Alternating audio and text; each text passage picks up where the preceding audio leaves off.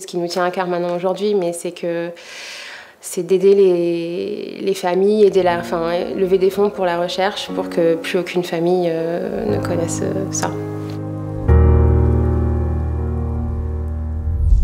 Je m'appelle Jessica, j'ai 36 ans et je suis maman de 2 petits garçons, donc Noah qui avait 4 ans et Lucas qui va avoir bientôt 2 ans. Donc Noah en fait a eu une tumeur cérébrale en août 2023 et il nous a quittés en février 2024. Tout s'est enchaîné, encore une fois, hyper rapidement. On devait faire des radiothérapies et Noah a convulsé à la maison. Donc là, il a été dans le coma pendant 1 mois en fait. Les médecins ont tout tenté pour essayer de l'amener à cette radiothérapie qui pouvait l'aider, alors non pas à le sauver, mais à gagner du temps. Et Noah nous a quittés le 11 février 2024.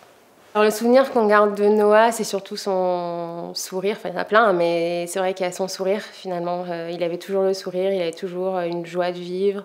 C'est cette joie de vivre, ce sourire. Je me rappelle une fois, ce qu'il m'a dit, et on avait été à l'école et il m'a dit « Maman, tu sais, je préfère être dans la cour de récré qu'à la maison. C'est beaucoup mieux. » Pardon, et voilà, évidemment. Ce que je garde, oui, c'est lui, c'est cette force... cette joie de vivre et ce courage qu'il a eu que certains adultes n'ont pas parce qu'ils se plaignent de pas grand-chose. Alors que lui, comme beaucoup d'enfants malades dans ce cas-là, vomissait, avait des maux douloureux, était vraiment dans un état très compliqué. Et lui, il se plaignait jamais, c'était vraiment le sourire, l'envie de partager des jeux avec son petit frère, avec nous. Ouais, c'est vraiment cette joie de vivre et ce sourire et cette envie de vivre. Mais ce qui, je pense, est essentiel pour aider les familles qui traversent cette épreuve, c'est les sortir de l'hôpital, les sortir de leur quotidien d'enfants malades et de parents d'enfants malades d'ailleurs. Et c'est dans ce contexte-là que nous, on a rencontré Imagine for Margot.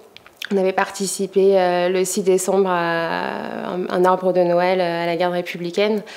Et c'était le seul événement auquel Noah avait pu participer. Et Noah avait des étoiles plein les yeux ce jour-là. Il était redevenu un enfant, entre guillemets, normal, qui n'avait pas besoin d'aller à l'hôpital, qui n'avait pas besoin de prise de sang, qui n'avait pas besoin de chimiothérapie. Pardon. Et c'est vraiment ça, c'est les sortir en fait de l'hôpital et de leur quotidien qui n'est pas normal, ni pour un adulte et encore moins pour un enfant.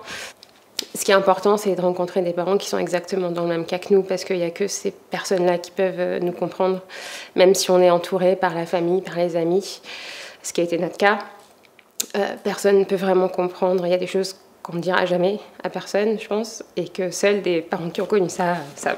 C'est important de continuer le combat de Noah, de continuer cette lutte contre les cancers pédiatriques parce que finalement, quand on n'est pas confronté à ça, c'est un monde qu'on ignore et dont on n'a pas idée, tout simplement. Une fois qu'on se renseigne sur le sujet, c'est vrai qu'on voit que les recherches, parce que quand on a annoncé la maladie de Noah, tout le monde nous dit maintenant les cancers, ça se soigne bien. Oui, certains se soignent bien, mais pas tous. Chez l'adulte, il y a eu beaucoup de progrès, mais chez l'enfant, ça reste encore les mêmes traitements qu'il y a 10-15 ans. C'était le cas pour Noah. Et on voit qu'il n'y a pas... les aides de l'État ou les dons ne sont pas suffisants. C'est ce qui nous tient à cœur maintenant aujourd'hui, mais c'est d'aider les familles, lever des fonds pour la recherche pour que plus aucune famille ne connaisse ça.